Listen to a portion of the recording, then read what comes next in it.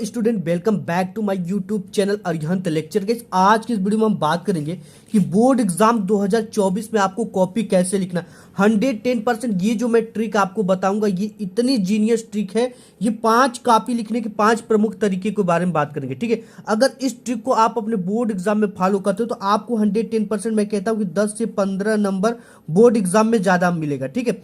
इसके लिए आपको कुछ भी नहीं करना। आपने अगर इस वीडियो पे क्लिक किया, आप अगर 10th या 12th के स्टूडेंट हो, ठीक है, तो ये वीडियो दोनों के लिए और दोनों में 10 से 15 नंबर आपको बोर्ड एग्जाम में ज्यादा मिलेगा, ये मेरी गारंटी है। ये मैं ऐसे ही नहीं कह रहा हूं, मैं खुद 7 सालों से बोर्ड एग्जाम की कॉपी चेक करता हूं और इस बार की कॉपी चेक कैसी कैसी कॉपी आई, ठीक है, और सबसे बेस्ट कॉपी कौन सी रही और सबसे जो टॉपर स्टूडेंट था स्टेट लेवल का वो कॉपी कैसे लिखा, तो वो ट्रिक आज की इस वीडियो में शेयर करने वाला।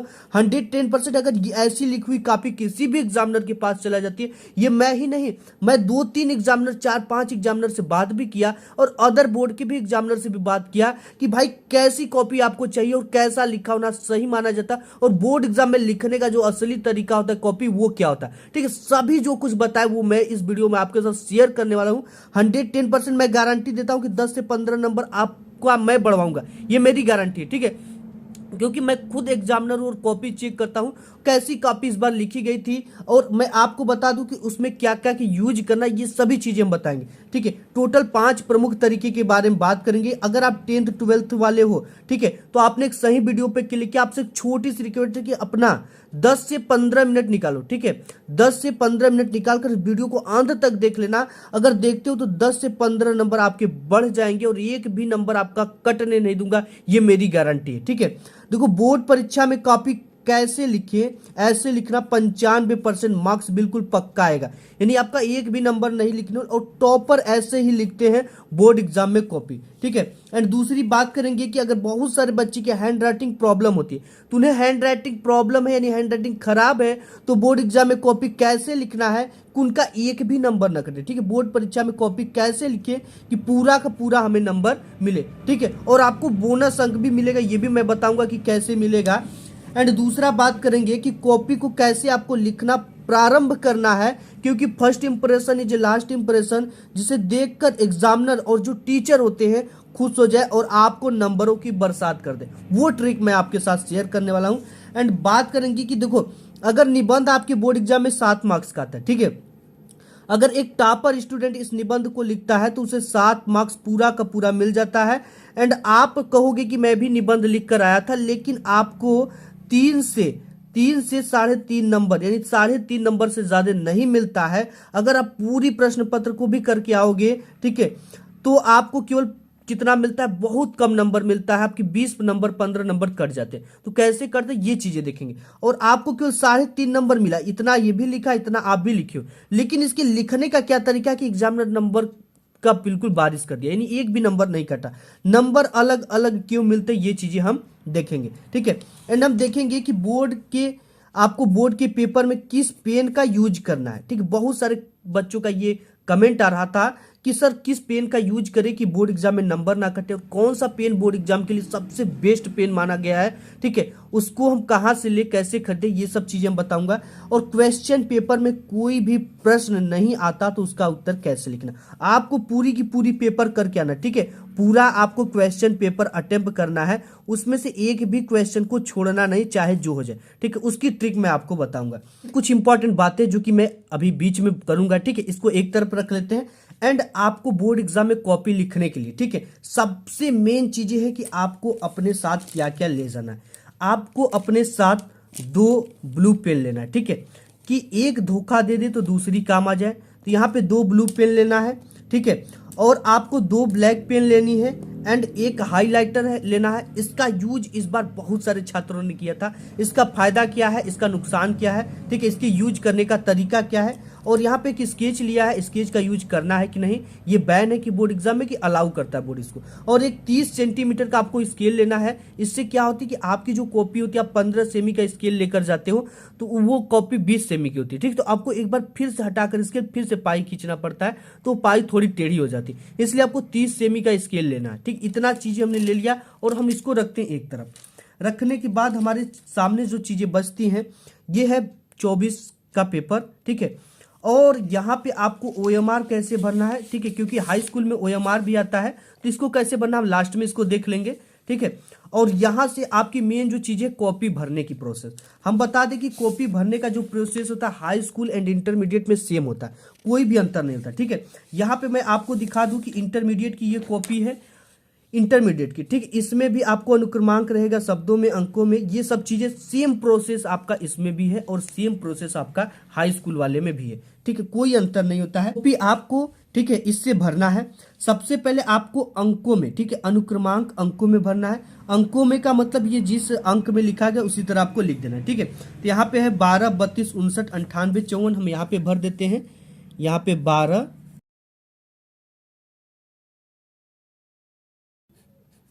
ये आपको भरते समय बिल्कुल भी गलती नहीं करना है, बिल्कुल ध्यान से भरना है, क्योंकि ऐसे में आपकी कॉपी का रिजल्ट रुक जाता है, ठीक, रिजल्ट।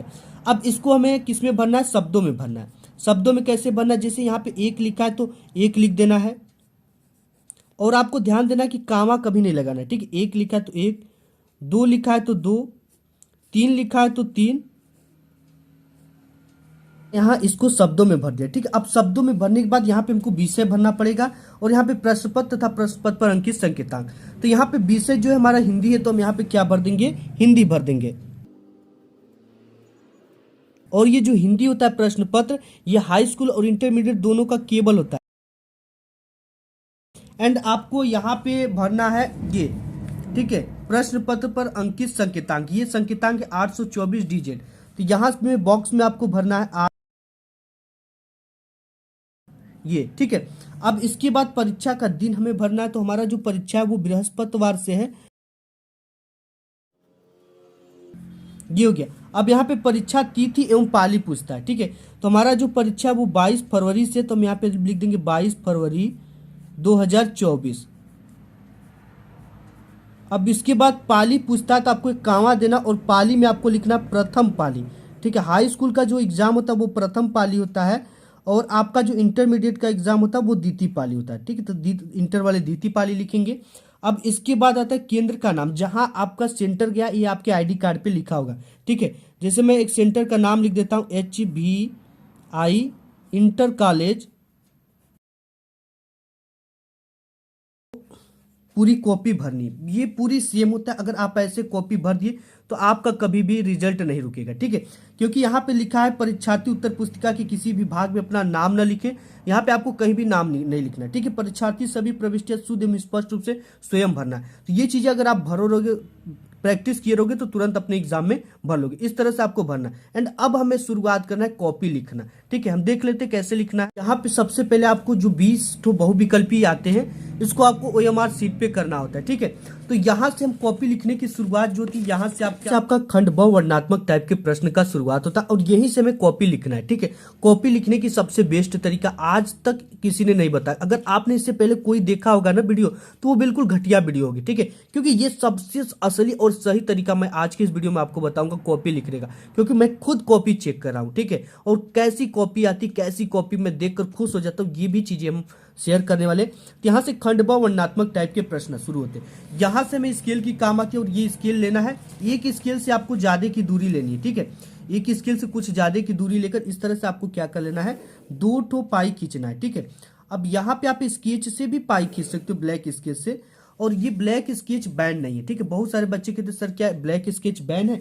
जी नहीं, ब्लैक स्केच बिल्कुल भी अलाउ करता है बोर्ड। केवल कभी कभी स्केच क्या होती है, कोई हल्का चलता है कोई गाढ़ा, जैसे कि आप पाई खींचते हो तो दूसरी तरफ छपने का डर रहता है, इसलिए लोग अक्सर इसको यूज नहीं करते, लेकिन ये किसी भी तरह से बैन नहीं है। अब यहाँ पे सबसे पहले हमने पाई खींच लिया।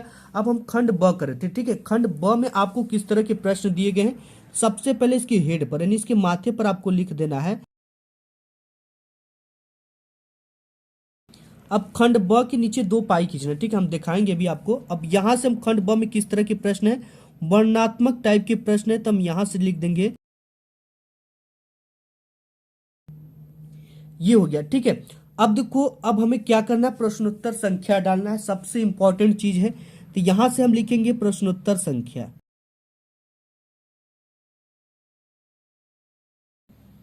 ये हमने लिख दिया प्रश्नोत्तर संख्या। अब हमें स्केल लेनी है, इसके नीचे 2 डबल पाई खींच देना है, ठीक है। यहाँ पे हमने लिख दिया प्रश्नोत्तर संख्या। प्रश्नोत्तर संख्या क्या 21, तो हम यहाँ पे 21 नंबर डाल देंगे। ठीक है, अब देखो डालने के बाद हमें क्या करना है, निम्नलिखित गद्यांश पर आधारित दिए गए प्रश्नों का उत्तर देना है। ठीक है, तो यहाँ पे सबसे पहले हमें गद्यांश जो दिया गया है इसका संकेत लिखना पड़ेगा, क्योंकि एग्जाम में 2 गद्यांश देता है आपका। तो सबसे पहले हम कौन सा गद्यांश करें, एग्जामिनर को ये कैसे पता चलेगा टीचर को, तो शुरुआत के 1 से 2 अक्षर उठाना है। ठीक है, जैसे यह एक नैतिक, ये शुरुआत का 1 से 2 अक्षर है और लास्ट का 1 से 2 अक्षर हो गया है, इसको हम संकेत के रूप में लिखेंगे। कैसे लिखेंगे, सबसे पहले एक लाइन यहाँ पे छोड़ेंगे और यहाँ पे हम क्या डालेंगे, हेडिंग गद्य। ठीक है, क्योंकि हम क्या करने वाले हैं, गद्य, तो यहाँ पे गद्य हमें हिंट्स के रूप में डाल देना है। एंड यहाँ पे यह एक नैतिक है। ठीक है, शुरुआत यही था, यह, अब हमें डैश डैश करना है, इस तरह से हो गया है।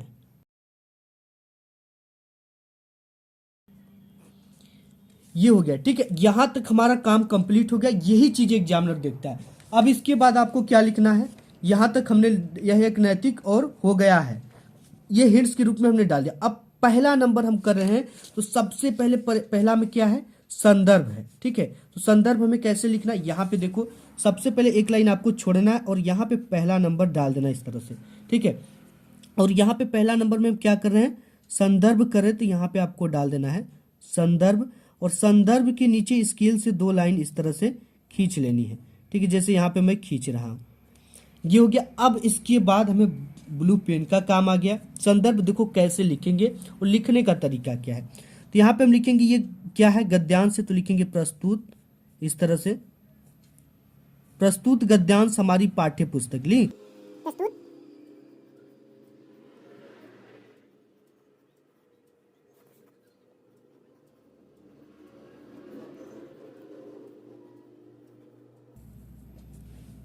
पाठ्य पुस्तक, अब देखो ब्लैक से लिखेंगे हिंदी। ठीक है,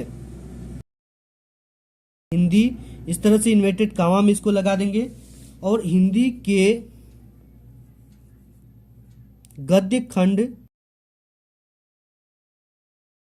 में संकलित,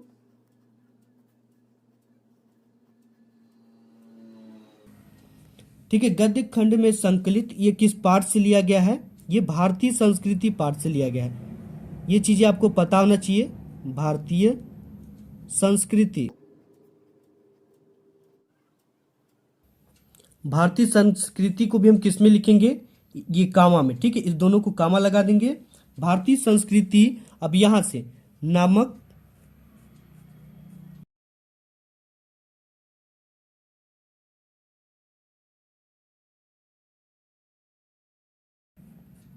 ये हो गया। ठीक है, और पाठ से लिया गया, और इस पाठ के जो लेखक है, देखो ये गद्यांश है, तो इसमें हम लेखक लिखेंगे। ठीक है, इस पाठ,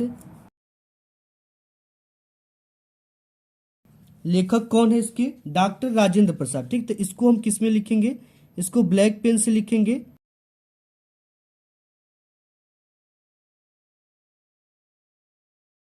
अब यहाँ पे कामा बंद कर देंगे, जी हैं।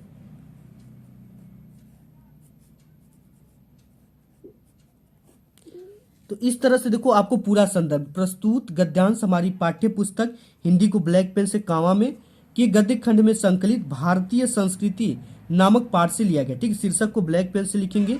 इस पाठ के जो लेखक है डॉक्टर राजेंद्र प्रसाद जी, इसे भी ब्लैक पेन से लिखेंगे। ठीक है, अब इसके बाद इतना काम हमने कर लिया और हमें एग्जामिनर 2 नंबर दे दिया, एक भी नंबर। दूसरा नंबर हमसे कहता है कि रेखांकित अंश की व्याख्या कीजिए। ठीक है, तो हमें क्या डालना है, हेडिंग, यहाँ पे दूसरा नंबर जो है, हम यहाँ पे दूसरा नंबर डाल देंगे दूसरा नंबर के लिए, और दूसरा नंबर जो है रेखांकित अंश की व्याख्या। ठीक है, तो हम यहाँ पे लिखेंगे रेखा,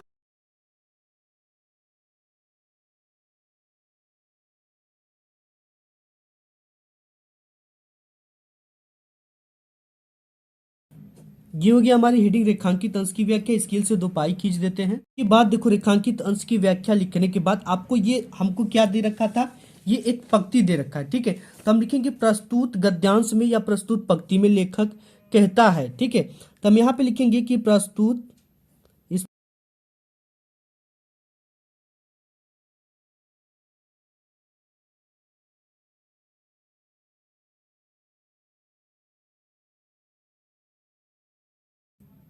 है कि, ठीक है, इतना लिखना जरूर कि प्रस्तुत पंक्ति में लेखक कहता है या प्रस्तुत गद्यांश में लेखक कहना चाहता है कि। रेखांकित अंश की व्याख्या के लिए हमसे बोल रखा है, तो रेखांकित किसकी व्याख्या करना हमें, ये जिसके नीचे शब्दों, जिन शब्दों के नीचे रेखा खींचा गया, यहां से यहां तक के शब्दों के नीचे इस तरह का एक रेखा खींचा गया है, केवल इन्हीं का हमें अपने शब्दों में व्याख्या करना है, ठीक है। और इस पूरी का व्याख्या आपको नहीं करना है, केवल जिसके शब्दों के नीचे रेखा खींचा गया है, ये यहां से लेकर यहां तक शब्दों के नीचे रेखा खींचा गया, केवल इसकी हमें व्याख्या करना। जैसे ये एक नैतिक और आध्यात्मिक स्रोत है जो अनंत काल से प्रत्यक्ष या अप्रत्यक्ष रूप से संपूर्ण देश में बहता और कभी कभी मूर्त रूप होकर हमारे सामने आता रहता है। इसको क्या करना है कि अपने शब्दों में लिखना, ठीक। जैसे यहाँ पे नैतिक यानी कि ये हमारी परंपरा है, ठीक है, नैतिक यानी पुराने हमारे कर्तव्य, आध्यात्मिक, ठीक है, यानी पहले के आध्यात्मिक जो स्रोत यानी कि जो जरिया है, ठीक है, अनंत काल से यानी बहुत समय से जिसकी कल्पना न की जाए, इस तरह से इसको अपने शब्दों में लिखना होता है, ठीक है। तो यहाँ पे हमने लिख दिया रेखांकित अंश की व्याख्या। तो प्रस्तुत पंक्ति में लेखक कहता है कि हमारे देश में प्राचीन काल से ही नैतिक और आध्यात्मिक स्रोत प्रवाहित होता है आया है, लेकिन मतलब इसके कहने का तात्पर्य यह है कि हमारे नैतिक कर्तव्य जो पहले से ही चले आ रहे हैं और अध्यात्म में ध्यान करना, पूजा पाठ करना प्राचीन समय से ही ये चीजें चली आ रही हैं, ठीक है। इसकी हमें व्याख्या इतना का ही करना था, तो हमने इस तरह से पूरी की पूरी व्याख्या कर दिया। तो 2 नंबर आपको इसके मिल गए, 2 नंबर इसके मिल गए, एंड 2 नंबर अभी इसमें और आपको कलेक्ट करने हैं, ठीक है। जैसे इसमें है एक क्वेश्चन कि हमें अमृत की याद दिलाकर किसने हमारे मृत प्राय शरीर में नए प्राण फूके हैं, ठीक है। नैतिक और आध्यात्मिक स्रोत है जो कि हमें अमृत की याद दिलाकर हमारे मृत प्राय शरीर में प्राण फूके। इसको कैसे लिखना ये चीजें हम देखते हैं कॉपी पर। ये तीसरा क्वेश्चन होता है, ठीक है, जिसका आंसर आपको इसी में से मिल जाता है। तो सबसे पहले आपको तीसरा यहाँ पे डाल देना है। इसके बाद नैतिक एवं आध्यात्मिक स्रोतों द्वारा ही हमारे मृत शरीर में नए प्राण का संचार हुआ है। अब देखो जैसे हमने यहाँ पे हमारा ये क्वेश्चन समाप्त होता है, ठीक है। अगर इसके नीचे कोई दूसरा क्वेश्चन रहेगा तो हम 3 लाइन का गैप करने के बाद ही दूसरे क्वेश्चन को करेंगे। जैसे मैं आगे आपको बताता हूँ, क्वेश्चन यहाँ पे समाप्त हो गया, ठीक है, यानी हमने 21 नंबर कर लिया। अब हमें प्रश्नोत्तर संख्या 22 करना है, तो 1 2 3 लाइन छोड़ने के बाद ही हम यहाँ से प्रश्नोत्तर संख्या 22 का उत्तर डालेंगे, ठीक है। इस चीज का आपको ध्यान दोगे तो इससे पता चलता है कि आपने नेक्स्ट क्वेश्चन किया है और कॉपी देखने में सुंदर लगती है, ठीक है। तो यहां से हम प्रश्नोत्तर संख्या 22 इस तरह से डाल देंगे ये चीजें। अब नेक्स्ट देखो, इसके बाद आपका एक अथवा आता है, ठीक है। अगर आप बाई चांस अथवा वाले क्वेश्चन को हल कर रहे हो तो आपको प्रश्नोत्तर संख्या के बाद अथवा लिख देना है, ठीक है। इससे ये पता चलता है कि आपने इस अथवा वाले क्वेश्चन को हल किया है। इसके बाद ये आता है आपका पद्यांश। बोर्ड एग्जाम में इसको आपको पद्यांश लिखना है, ठीक है। और हम जब भी इसका हेडिंग डालेंगे तो पद हिंट्स के रूप में डालेंगे और प्रस्तुत पद्यांश हमारी पाठ्य पुस्तक इस तरह से लिखेंगे, ठीक है। तो ये हो गया। इसके आपको बोर्ड एग्जाम की फर्स्ट 2 से 3 पेज ना बिल्कुल सुंदर लिखना और वही प्रश्न करना जो आपको बिल्कुल अच्छी तरीके से आते हो, ठीक है। सुंदर लिखो और वही प्रश्न करो जो आपको अच्छे से आते। अगर बोर्ड एग्जाम में पहला, दूसरा, तीसरा क्वेश्चन नहीं आता तो आप चौथा आता तो चौथा से ही स्टार्ट कर दो। लेकिन जो एग्जामिनर खुश होता है वो प्रश्नों को सीरियल करने से खुश होता है, ठीक है। अगर आपको फर्स्ट 2 से 3 पेज में अब बिल्कुल भी आपको कट क्रॉस नहीं करना। अगर चीजें गलती हो जाती तो आप उसको छोड़ दो। अगर ज्यादा गलती हुई, जैसे यहाँ पे हमने राम लिखा, ठीक है, ये रामा लिखा गया, तो हम इसको काटना है तो क्यों इस तरह से काटेंगे, ये नहीं कि इसको इस तरह से काटेंगे, ठीक है। तो इस चीज का आपको ध्यान देना है, ठीक है। और इसके बाद आपको क्या करें, काफी आप चाहे जितना भी सुंदर लिख लोगे, लेकिन 3 आप गलती कर दे तो ये गलतियां मैं आपको आगे बताऊंगा। और इसके बाद बोर्ड परीक्षा की कॉपी में, ठीक है, मैं कॉपी चेक कर रहा था तो बहुत सारे छात्र जो थे वो गलत चीजें लिख दिया करते थे, जैसे आत्महत्या, गालियां, कस्में, प्रेम पत्र, धार्मिक चिन्ह, ठीक है। तो आप, कोई बच्चा होता है तो ओम लिख देता है, कोई 786 लिख देता है, ठीक है। इस तरह का धार्मिक सिंबल बनाना बोर्ड अपराध मानता है। तो ये चीजें आपको नहीं करना है, ना ही आत्महत्या लिखना है, ना ही गालियां लिखना, ना ही कस्में, ना ही प्रेम पत्र, ना ही धार्मिक चिन्ह कोई बोर्ड एग्जाम की कॉपी में लगाना। ये इलीगल है और बोर्ड टीचर चाहे तो आप पे कार्रवाई कर सकता है। नेक्स्ट चीजें देख लेते हैं। आपकी हैंड राइटिंग खराब है, ठीक है, तो आपको बोर्ड एग्जाम में कॉपी कैसे लिखना है और कॉपी की शुरुआत कैसे करनी। सबसे पहले आप ये देखो, मेरी हैंड राइटिंग खराब है, लेकिन आपको शब्दों से शब्दों की बीच की दूरी जो है 1 पेन इतना करनी है, ठीक है। और आप जिस भी एंगल पे लिख दो, कोई बच्चा इस तरह से लिखता है 90 अंश से कम पे, कोई बच्चा 90 अंश से ज्यादा पे लिखता है, ठीक है। तो आप जिस भी एंगल पे लिखते हो पूरी की पूरी कॉपी उसी एंगल पे लिखना है, ठीक है। और आप जितने भी खंड करते हो, जैसे यहाँ पे मैंने खंड ब किया, अगर इसमें खंड स होता, खंड द होता, तो हम उसको नए पेज से प्रारंभ करना है, ठीक है। आपको नीचे पेज बच जाता है, बट आपको नए पेज से प्रारंभ करनी है।